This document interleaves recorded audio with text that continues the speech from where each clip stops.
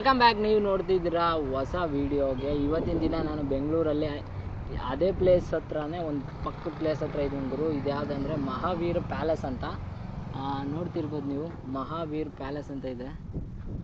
ಇಲ್ಲಿ ಅಪಾರ್ಟ್ಮೆಂಟ್ ಇದೆ ಭಾಳ ಜನದ್ದು. ಇದು ನೋಡೋಕ್ಕೆ ಒಂಥರ ಪ್ಯಾಲೇಸ್ ಇದ್ದಂಗಿದೆ. ಇದು ಒಳಗಡೆ ಹೆಂಗಿದೆ ಏನು ನೋಡಿ. ಇಲ್ಲ ಸುತ್ತಮುತ್ತ ನೀವು ನೋಡ್ತಿದ್ದೀರಲ್ಲ, ಹಿಂದೆ ಎಲ್ಲ ದೊಡ್ಡ ದೊಡ್ಡದೆಲ್ಲ ಅಪಾರ್ಟ್ಮೆಂಟ್ ಎಲ್ಲ ಕಟ್ಸಿದ್ದಾರೆ. ಇದು ಪೂರ್ತಿ ದೊಡ್ಡ ದೊಡ್ಡ ಅಪಾರ್ಟ್ಮೆಂಟ್ಗಳೆಲ್ಲಿದೆ. ನೇಚರ್ಗೆ ಸ್ಟಾರ್ಟಿಂಗ್ಗೆ ಒಂಥರ ಎಂಟ್ರೆನ್ಸ್ ಸಖತ್ತಾಗಿದೆ ಗುರು. ನಿಜವಾಗ್ಲೂ ನಿಂತ್ಕೊಂಡು ನೋಡ್ಬೋದು ನೀವು ಆರಾಮಾಗಿ. ಇದು ಒಳಗಡೆ ಹೆಂಗಿದೆ ಅಂತ ನಾವು ನೋಡುವ ಬನ್ನಿ.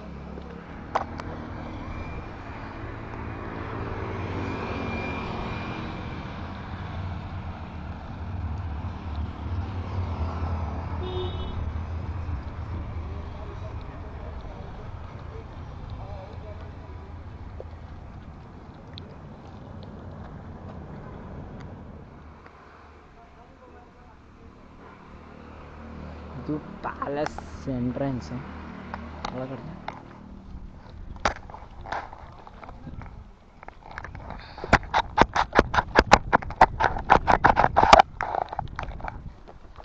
ಎಂಟ್ರೆನ್ಸ್ ಹೆಂಗೆ ಸಕ್ಕತ್ತಾಗಿದೆ ಇದು ನೋಡಿ. ಆ ಕಡೆ ಈ ಕಡೆ ಎಲ್ಲ ಯುದ್ಧ ಮಾಡಬೇಕು ಅಂತ ಸಕ್ಕತ್ತಾಗಿದೆ. ಅಶ್ವಮೇಧ ಹಾಕಿದ್ದಾರೆ ಮೇಲೆಲ್ಲ ಪೂರ್ತಿ. ನೇಚರ್ ಸಖತ್. ಇವಾಗ ನೀವು ನೋಡ್ತಿದ್ರಲ್ಲ ಮೈಸೂರು ಪ್ಯಾಲೇಸ್ ಇದ್ದಂಗೆ ಇದು ಒಂಥರ ಇಲ್ಲಿ ಬೆಂಗಳೂರಲ್ಲಿ ಅರಮನೆ ಅಂತ ಪ್ಯಾಲೇಸು. ವಾಟ್ರು ಅವೆಲ್ಲ ಇದಂತೆ. ಭಾಳ ಜನ ಬರ್ತಾರೆ.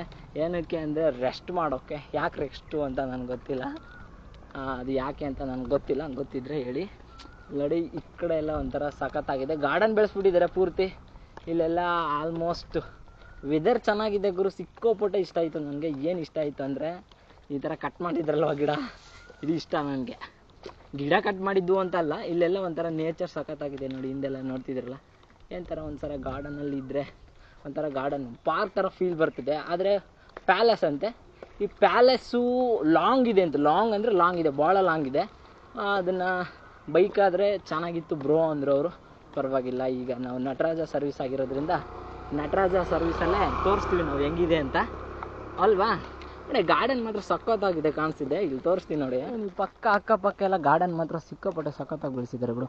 ಮನೆ ಇದೆ, ಮನೆ ಅಲ್ಲ ಮತ್ತು ವಾಸ ಮಾಡೋಕ್ಕೇನಲ್ಲ, ಜಸ್ಟ್ ಶೋಗೆ ಮಾತ್ರ ಅದು ಕಡಿಸಿರೋದು ಮನೇನ. ಇಲ್ಲಿ ನೋಡಿ ಇದು ಒಂಥರ ಹೆಂಗಿದೆ ಸಖತ್ತಾಗಿದೆ. ಅದ ಜಸ್ಟ್ ಶೋಗೆ ಮಾತ್ರ ಬ್ರೋ. ಇವೆಲ್ಲ ಶೋಗೆ ಮಾತ್ರ ಕಡಿಸಿರೋದು. ಯಾರು ಇಲ್ಲಿ ಏನೋ ಮಾಡಬೇಕು ಅಂತಲ್ಲ, ಜಸ್ಟ್ ವಿಶ್ರಾಂತಿ ಪಡೆಯೋಕ್ಕೋಸ್ಕರ ಬರ್ತಾರೆ ಈ ಜಾಗಕ್ಕೆ. ಪ್ಯಾಲೇಸ್ ಅಂತ ಆಯಿತಾ.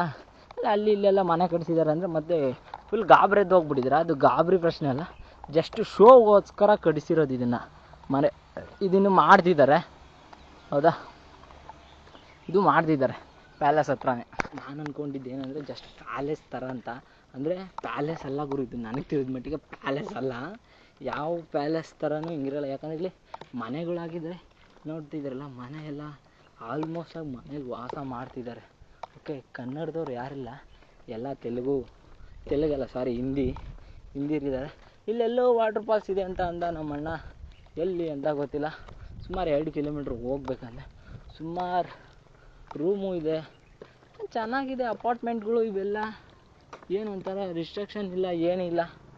ಆರಾಮಾಗಿ ಜೀವನ ಮಾಡ್ಬೋದು ಥರ.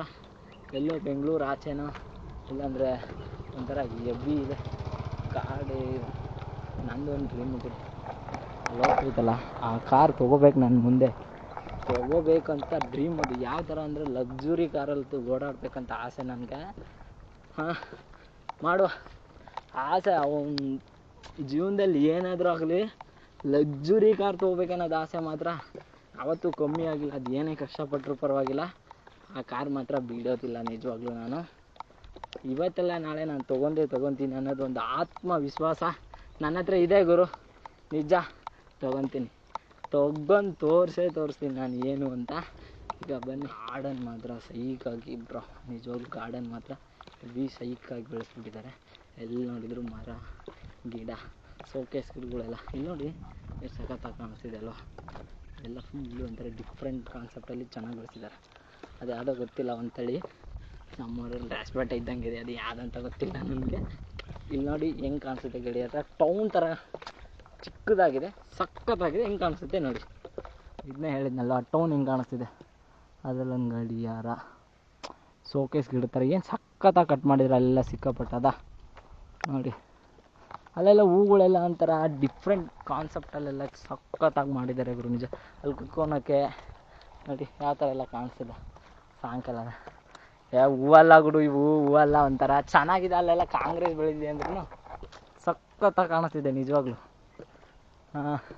ಫಾಲ್ಸ್ ಇದೆ ಅಂತೆ, ಏನೋ ಥರ ಇದೆ ಅಂತೆ. ರೈಟ್ ಸೈಡು ಅಂತ ಹೇಳಿದ್ದು ಅವ್ರು ನಮಗೆ. ರೈಟ್ ಸೈಡ್ ಅಂದರೆ ಈ ಸೈಡ್ ಅಲ್ವಾ, ರೈಟ್ ಅಂದರೆ ಲಾಂಗ್ ಅಂದರೆ ಈ ಕಡೆ ಇರಬೇಕು, ಈ ಕಡೆ ಯಾವುದಿಲ್ಲ.